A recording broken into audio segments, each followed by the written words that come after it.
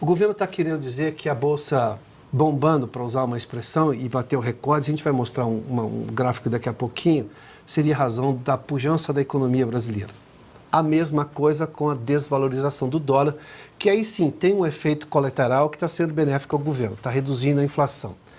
Mas eu costumo dizer que quando você é beneficiado por coisas que você não controla, então, obviamente, não é mérito seu, porque daqui a pouco o mundo muda de humor e o Brasil volta a sofrer de novo.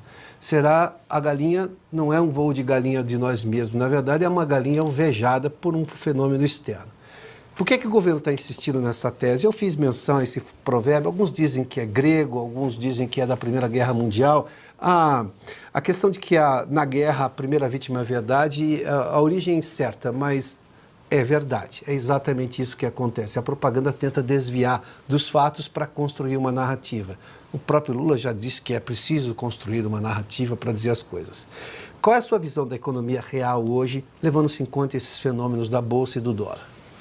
Bom, Piotr, nós temos uma coisa que é muito importante agora, é a percepção de que existe um fluxo global de recursos que está saindo dos Estados Unidos, primeiro, por um movimento de excesso de liquidez. Existe muito dinheiro disponível nos Estados Unidos, ainda que a taxa de juros deles ainda continue relativamente elevada, comparativamente ao histórico deles, obviamente. Mas também existe um movimento que não está acontecendo só no Brasil. Nós temos um movimento no ano passado que foi uma aceleração muito forte da desvalorização global do dólar. Isso, em partes, foi por conta de movimentos de insistência do Donald Trump pelo corte de juros, que afeta o valor da moeda, sim, mas também por um movimento que, de certa maneira, trouxe uma desconfiança dos Estados Unidos, especialmente nos seus títulos, em relação à garantia que os Estados Unidos sempre preservava e dava nesses seus títulos, ou seja, sempre foi um porto seguro. Mas isso não significou que as pessoas saíram dos Estados Unidos. As pessoas estavam fortemente dentro dos Estados Unidos através de ações. O mercado acionário, especialmente AI, as empresas conectadas à inteligência artificial, estavam muito inflados no ano passado. Muito inflados. E este inflado que nós vimos, nós observamos um fenômeno muito importante. A Bolsa de Valores brasileira bateu recordes atrás de recordes no ano passado. E ainda assim, você observava os fundos de investimento. A posição dos fundos de investimento em ações, em renda variável, era pequena. A posição dos estrangeiros também era pequena. Então você via que o dólar estava caindo não por causa de fluxo, porque nós tivemos 33 bilhões de fluxo negativo de recursos do Brasil, ou seja, quando o fluxo cambial que o Banco Central faz uma diferenciação entre o fluxo comercial e o fluxo financeiro, por causa do fluxo financeiro, nós ficamos 33 bilhões de dólares negativos no ano passado, quase 100 bem mais de 100 bilhões de reais, sim, 150 bilhões de reais. Nesse sentido, o dólar deveria, obviamente, subir aqui no Brasil. Não subiu porque houve um fenômeno global que jogou o dólar para baixo.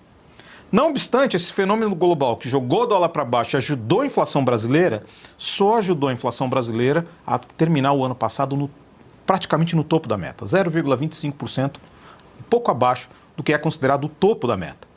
Ou seja, uma inflação alta.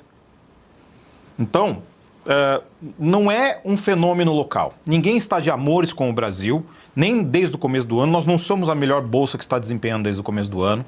Nós não estamos com o dólar caindo porque nós temos dinheiro entrando aqui. Inclusive, boa parte dos instrumentos financeiros que podem aplicar em juros conseguem ser aplicados fora do Brasil. Não necessariamente precisa se internalizar o dinheiro no Brasil. Então, se você juntar isso tudo, não existe amor do estrangeiro, nenhuma confiança na economia brasileira que justifique a bolsa estar subindo e o dólar estar caindo.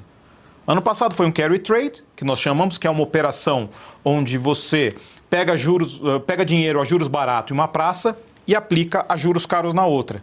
Nós éramos a praça dos juros caros. A gente estava financiando o ganho de um monte de gente. Exato, principalmente depois do que aconteceu com o Banco do Japão em 2024. Quando ele começou a elevar juros e trazer para juros positivos.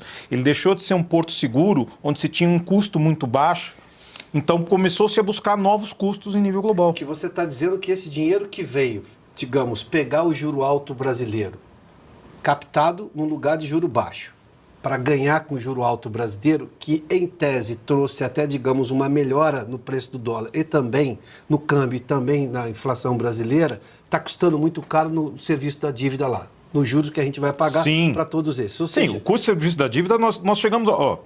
acho que, assim, o Mansueto, ele fez alguma apresentação no BTG recente. Eu gosto muito do Mansueto, acho que é um dos melhores economistas do... que ele falou agora. Acho que ele é um dos melhores economistas do Brasil. Mas ele falou coisas que nós economistas... Possivelmente futuro ministro da Fazenda, assim, ou da Economia. Deus queira. E ele coloca alguns números que nós economistas sabemos de cor, como, por exemplo, nós tivemos um aumento do custo da dívida pública, mais de 20% nesse período curto de tempo, sendo que nós levamos basicamente 8 anos para ter um aumento de 9% do custo da dívida. 9 anos entre 2000... Olha, 2014, 9 anos, 2014 e 2025. Isso, 9%. Não, desculpa. 2014 a 2022. 14 a 22, 8 anos. Um aumento no gasto público federal de 9%. Agora, no governo Lula, vai ser de 20%. Exatamente.